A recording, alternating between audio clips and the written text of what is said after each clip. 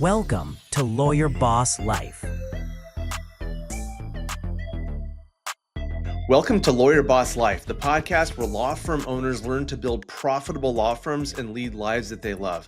My name is Alay, law firm growth expert and founder of Law Firm Success Group. And I'm Chelsea. I'm a law firm owner, entrepreneur, and toddler mom.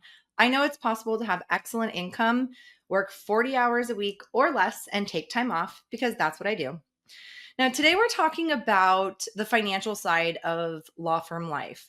We talked a little bit about KPIs, those key performance indicators, and some specific numbers that you need to know, but how to manage and grow your financials and not feel stressed about it is a totally different topic.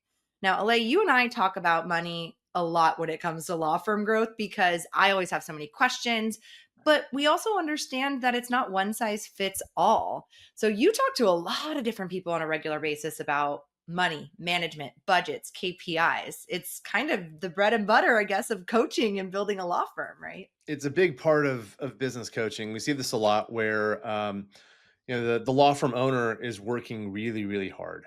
Mhm. They're doing right by their employees. Their employees getting paid well. But I've had situations come up where the law firm owner is not making as much as some of their other employees, and for no good reason. They should be, the highest earners, but they're not. They sometimes feel guilty about making a lot of money, and so they do things subconsciously that kind of sabotage their firm, or they're scared of the whole financial piece. They think it's really complicated, and so they just kind of avoid it. And this is a big part of, when we talk about growing your firm so you can lead the life that you love. A big part of it is not having that financial stress weighing on you, so that you can take time off for yourself with confidence, knowing that financially you're going to be fine. Even if you miss a couple billable days, you're going to come back, your firm's going to be rocking and rolling. And that takes a little bit of financial understanding about your law firm business, which is super simple. And we can get into that a little bit today. The other part of it too is your mindset around money and how you view money as a resource for you and your firm. So there's a lot to unpack in all of this. Yeah, I absolutely agree. I mean, I battle with this a lot.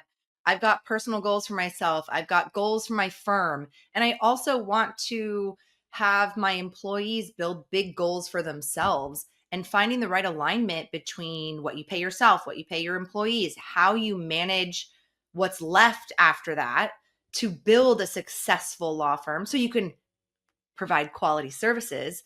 It's a very difficult balance for some. It doesn't have to be super complicated as long as you really understand the foundation of, what's going on with your law firm. I realize that sometimes I just need to talk it through and kind of fine tune what am I not paying attention to and what am I giving too much attention to. So I want to ask you, from your perspective, what are some of the top blind spots that really hurt law firms when it comes to financial management? Yeah, great question. So the number one blind spot is accounts receivables, money that clients owe you as a law firm owner. And it could be 30 days overdue, 60 days overdue, 90 days overdue, over a year overdue. That's money that you are entitled to. And one of the issues I see with firms, especially litigation firms, where clients burn through that initial retainer, is the attorneys just keep doing the work, but the clients aren't paying. And so these bills just keep piling up and piling up and piling up. And before you know it, your firm is owed $100,000 or more. That's Mhm. money that should be in your pocket, but it isn't. So that's the number one issue. The other one is kind of tied to billing, and that's not capturing all your billable time. And that's a whole separate conversation, but time is definitely money. And if you're not capturing all your billable time, that's work that you're doing for free. Mm. And we don't like doing that. No. And probably the third one is interest payments, whether it's on debt, whether it's credit cards or loans. Attorneys are oftentimes paying down the interest on loans that they don't need to. They can just pay off the loan and be fine.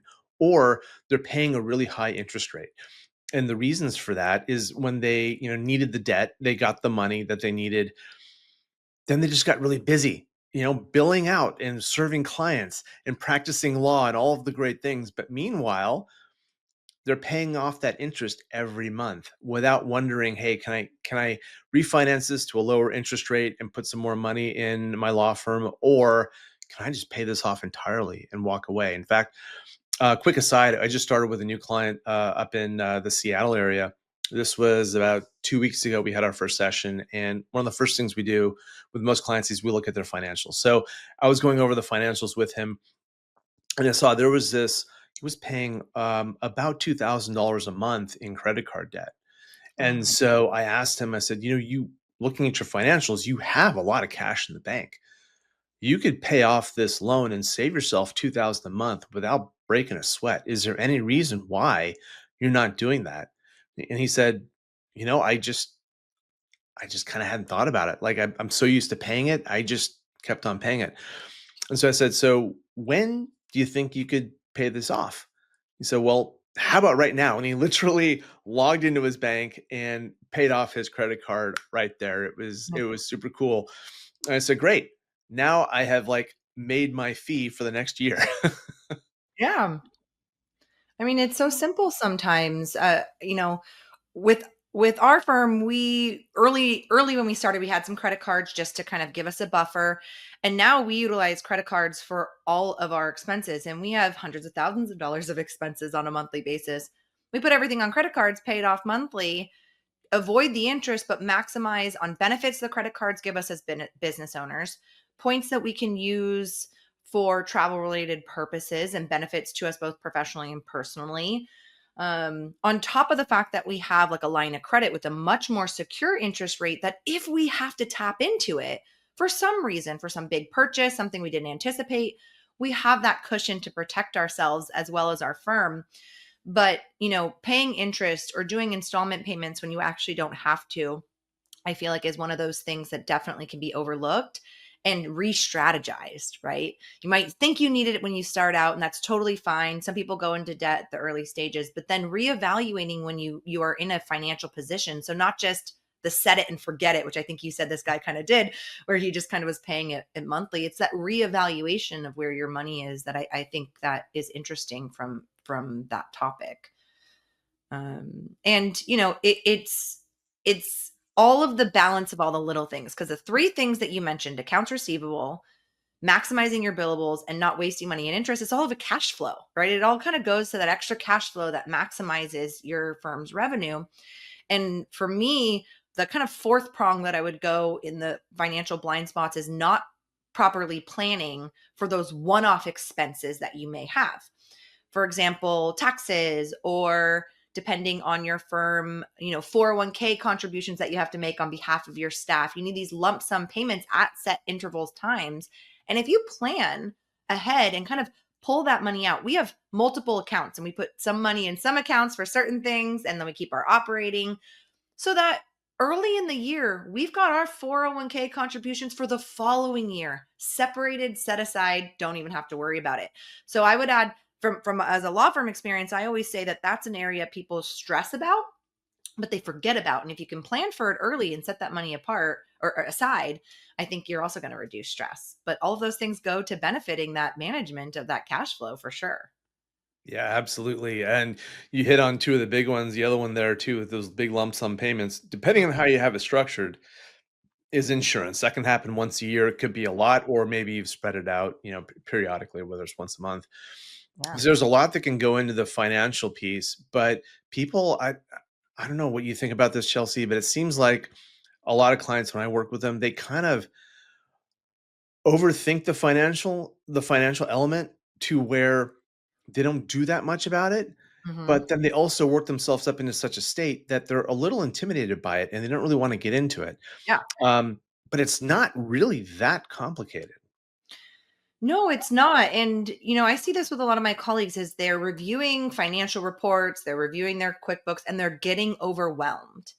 And so I think what I have learned is one of the tips that I give for these people who get overwhelmed, who or maybe a little avoidant because of that reason, to dive into their financials and review the reports, is this is where getting a good team and resources on your side, having a good CPA, financial advisor, whatever it is, the good pairing to help you navigate going through these reports. And that's what we did. We kind of had our bookkeepers and our CPAs that we brought on explain to us what we should be looking at. What, guide me to the right place. Tell me where I should go. What should I focus on? How do I read these in a way that's not overwhelming? Where is it summarized? They helped walk us through it and made it much less stressful or overwhelming and gave us a task, right? Lawyers like tasks, right? They like something that they can check off their list. This is what I have to do, not just oh, just review them as a whole and tell me what you think. Well, I don't know what I need to know. So, what are some of the things that you talk about with your clients about, reading reports, how to take that stress out of it because you have to know what's in those. So you can't really avoid it, as you progress. Well, you shouldn't, but a surprising number of attorneys do because they're really busy and it's stuff that they don't want to do. And law firms generally are profitable entities anyway, so they don't have to worry about every little dollar and cent. They're not worried if they're going to make payroll, hopefully. So, all that being said, Chelsea, there's when we work with a client, kind of how I work them through it. As I said, one of the first things we usually do is, I take a look at their financials. And if they aren't normally going through them, or if they have questions, or if they just say, look, here's my financials from 3 months ago, because those are the most recent ones I have, and I don't really look at them, I just kind of get them. Then we actually take some time to go through those because the financials tell a story. And there's a couple of really important ones. The three main ones that you're going to find are your profit and loss statement, which is your income statement. It tells you, how much money you brought in, how much expenses you have, and how much profit was left over at the end of the day. The Mhm. second one is going to be your balance sheet. And the primary use of the balance sheet is you can see your draws that come out. You can also see the principal payments on your loans. That's what the balance sheet's really good for. Mhm. And then and it also helps you check your account balances, but we'll talk about that later maybe.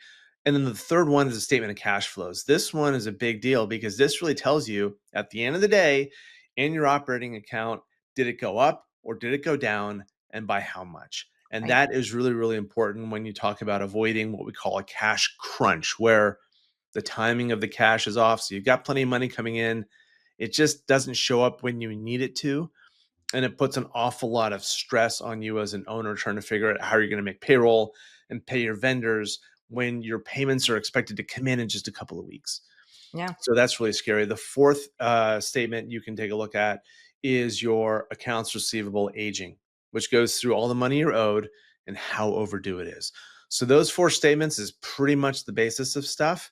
Once you get really good at it, it takes you less than a half an hour to go through it. Yeah. And if it's something that you don't know how to go through those, talk to your bookkeeper, talk to your CPA, talk to your business coach. They should be able to take you through it in a way that makes sense to you.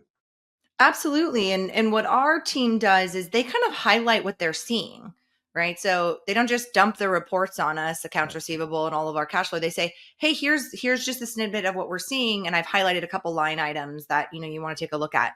So that I can go in 10 minutes and look at a high level review, right? To figure out, okay, like what do I really really need to know if I don't have a lot of time? And then I can go back and kind of sort through it. But that the difference between understanding that is how I'm able to sit down with my partner and strategize what financial decisions can we and can we not make, right? I'll use an example is we took on a second location this year and we had to make sure we had the cash flow to be able to pay the rent payment, pay for additional internet. We had to buy some furniture. We had to get more insurance. So we knew, okay, we needed an extra couple $1,000s to be able to put towards the second location. And, what numbers did we really need to look at? How much buffer did we had? So we had to look at the cash flow and figure out, oh, we have this much extra buffer over and above our set aside money, our rainy day money, whatever you want to call it. We had kind of this extra amount that was sitting in the account that we were just saving up, which is great, but also we can use that to help build the firm we're trying to build. And that's really the strategy behind understanding your cash flow, not just what you can take, what you can pay your employees, but how you can use it to build your firm. Yeah, and you and Emily do an amazing job of deliberately figuring out how much cash you need to have in the bank and Mhm. managing your firm to that in terms of the draws you take out of the business, the other investments you take out of the business, and the cash that you leave in the bank. Most firms don't do that intentionally, and so I find that they either oftentimes have too little in the bank, which causes a tremendous amount of stress on the law firm owner, Yeah. or they have too much in the bank. And then at the same time, they're also worried about, oh, can I afford this marketing expense, or can I afford to hire a recruiter, or Yeah. these kinds of things when they've got the cash in the bank. So thinking about how much cash you need in the bank and then driving your business to that is really, really a wonderful skill to have, and it is a skill, right? Chelsea, you and Emily probably got better at it over the years. Oh, absolutely. And it gives us so much more flexibility these days to say, "Oh, we get to make these decisions, right? We get to do these things." And we have times. There's, like any law firm, there's going to be moments where, oh, we're a little tighter. Our cash flow is a little bit tighter because of X, Y, and Z. And then we have to reassess, be like, why did that happen? It's all about, the ebbs and flows of what a season of a calendar year can look like. But planning for it and knowing you have the security of something like a line of credit, other things like this, and saying, okay, I've planned for this. I can spend this money. And so it kind of goes to my other question, because we don't have like a monthly budget per se. We know how much our average expenses are through the year, but that includes some of the lump sum. And so we just use that as a plan throughout the year, and add a buffer to that to kind of be conservative. But what tips do you have for some of your clients for creating kind of a simple budget in which allows them to access this overflow cash flow from time to time, and how to use it? Yeah, most of our clients don't actually do a formal budgeting or forecasting exercise. Mm. These are small law firms, and so the money can go up and can go down. And when we're working with a client, usually they're wanting to grow their firm. So any budget that they set is going to very quickly become obsolete. So instead of doing budgeting and forecasting and spending a lot of time doing that, we kind of use those financial statements. We'll look at them periodically, whether it's every month or once a quarter, but we'll look at those financials, and that's sort of our budget. We know what we're spending, we know how much money we're bringing in. As long as there isn't a lot of up and down on that, then we're okay. And probably the most challenging exercise that I've had recently, working with a wonderful personal injury attorney. And so he gets his revenue in big lump sums, when he gets a settlement Right. in his favor. And so that really drives the cash flow up. And then in months where he doesn't have it, it drives the cash flow down. And so that's been a challenging exercise managing expenses to that. But for most firms, whether it's litigation or transaction law, you know, it's going to be fairly steady from month to month. Hopefully, the current month is more than the previous month, and the next month will be more profitable than the current month, right? Because we want that always going up and to the right. Um, but just kind of having a sense of that and looking at those financials periodically, that tends to be generally enough rather than doing a budgeting or forecasting exercise because there's just too much unknown in the future with a small firm. Yeah, that makes sense. We're much more stable as far as a month to month. Yes, we'll have a, like December and around the holidays, we just take more time off, so we're billing less. And then random months when there's trials or things like that we can't predict, we'll have higher months. But generally, we're kind of in a range.